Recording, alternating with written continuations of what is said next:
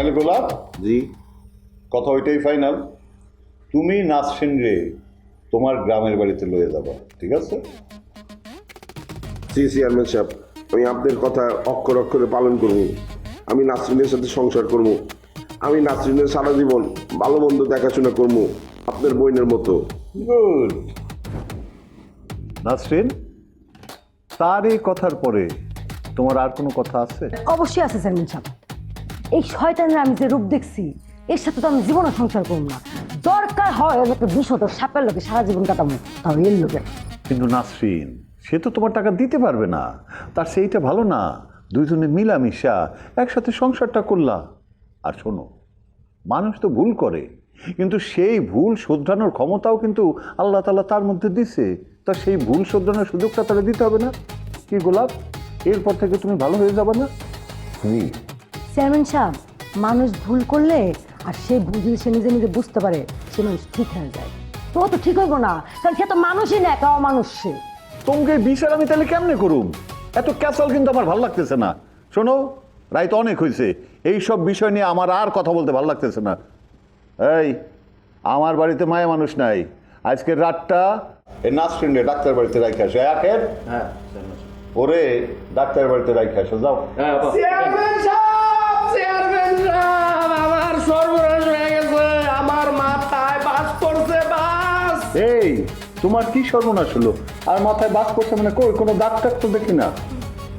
ও, বুঝতে পারছি, তোমার বউ মানে টুনি বউ চলে গেছে না?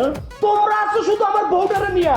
ওই মেয়ে, তোমার বউ যদি না যায় থাকে তাহলে তোমার সর্বনাশ হওয়ার কোনো ঘটনা তো আমি দেখতেছি না। আচ্ছা ঠিক আছে, ঘটনা কি হয়েছে সেটা খুলে বলো।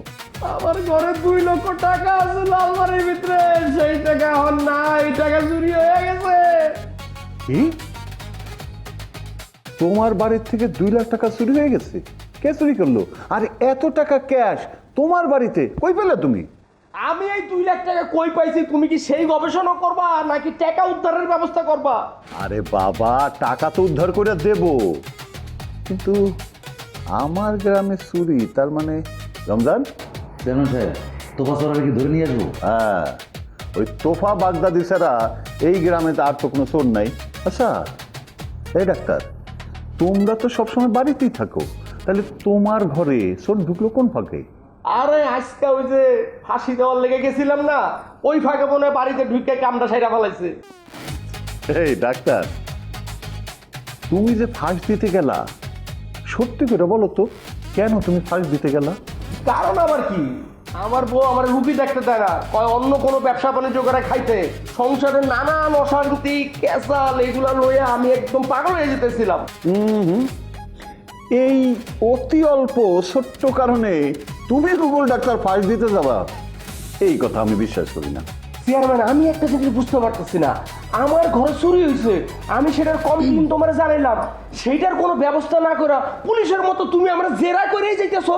তাহলে আমি কি করব?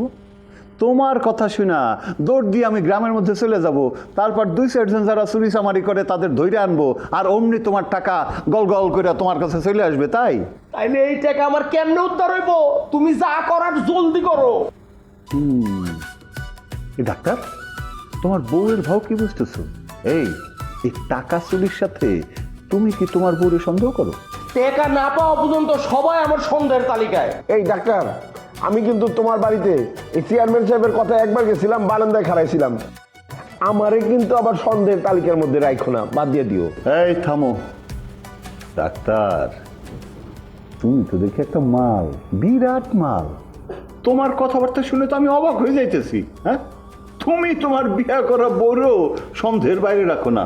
আয় রে, না কেমন জানি অস্থির অস্থির লাগতেছে। এই, আমি একটু ভাবি, তোমরা চুপচাপ বসো, একবার শরবত নিয়ে আয়। আচ্ছা থাক, শরবত তো একবার খাইছি, করা কইরা এক কাপ চা নিয়ে আয়, যা যা। টাকা হারানি যার যায়, এর লগে ইমানও যায়। চুপ থাকো।